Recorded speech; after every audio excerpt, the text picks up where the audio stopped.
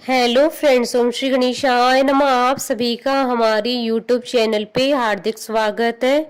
दशा माता व्रत की पहली कथा। एक राजा था, उसकी दो रानियां थी। बड़ी रानी के संतान नहीं थी। छोटी रानी के एक पुत्र था। राजा छोटी रानी और राजकुमार को बहुत प्यार करता था। बड़ी रानी छोटी रानी से ईर्ष्या करने लगी। बड़ी रानी राजकुमार के प्राण हर लेना चाहती थी। एक दिन राजकुमार खेलता खेलता बड़ी रानी के चौक में चला गया। बड़ी रानी ने राजकुमार के गले में एक काला सांप डाल दिया। छोटी रानी दशा माता का व्रत रखती थी। राजकुमार दशा माता का ही दिया हुआ था। दशा माता की कृपा से राजकुमार के गले में सांप बिना नुकसान पहुंचाए चला गया। दूसरे दिन बड़ी रानी ने लड्डुओं में जहर मिलाकर राजकुमार को खाने के लिए दिए। राजकुमार जैसे ही लड्डू खाने लगा तो दशा माता एक दासी का रूप धारण कर आई और राजकुमार के हाथों से लड्डू छीन लिए। बड़ी रानी का यह वार भी खाली गया। रानी को बड़ी चिंता हुई कि किसी भी तरह राजकुमार को मारना है। तीसरे दिन जब राजकुमार फिर बड़ी रानी के आंगन में खेलने गया तो रानी ने उसे पकड़कर गहरे कुएं में धकेल दिया। क्योंकि कुआं बड़ी रानी के आंगन में बना था, इसलिए किसी को भी पता नहीं चला कि राजकुमार कहाँ गया। लेकिन जैसे ही बड़ी रानी ने राजकुमार को कुएं में धकेला तो दशा माता ने उसे बीच में रोक लिया। इधर दोपहर हो जाने पर राजकुमार के न लौटने पर राजा व छोटी रानी को चिंता सताने लगी। दशा माता को भी इस बात की चिंता हुई कि राजकुमार को उसके माता पिता के पास किस प्रकार पहुंचाया जाए।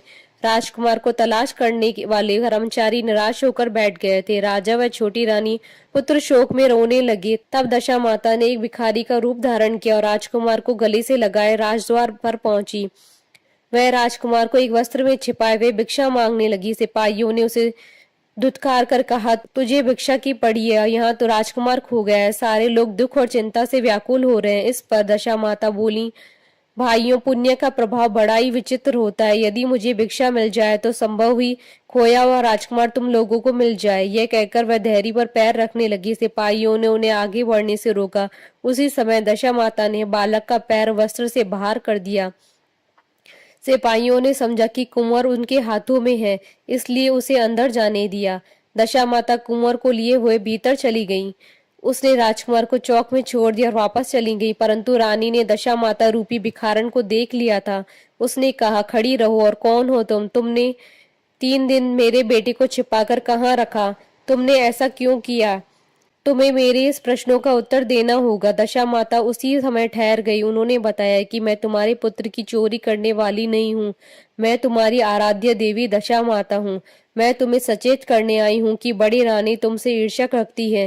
वह तुम्हारे पुत्र के प्राण हर लेना चाहती है। एक बार उसने तुम्हारे पुत्र के गले में काला सांप डाल दिया था, जिसे मैंने ही भगाया। दूसरी बार उसने इसे विष के लड्डू खाने को दे दिए थे, जिन्हें मैंने उसके हाथों से छीन लिए थे। इस बार उसने तुम्हारे राजकुमार को अपने आंगन की कुएं में धकेल दिया था और मैंने इस बीच ही आकर उसे रोककर रक्षा की। इस समय मैं भिखारन के वेश में तुम्हें सचेत करने आई हूँ। यह सुनकर छोटी रानी दशा माता के पैरों पर गिरकर क्षमा मांगने लगी। छोटी रानी विनती भाव से बोली, जैसी कृपा आपने मुझ पर दर्शन देकर की है, मैं चाहती हूँ कि आप सदैव इस महल में निवास करें।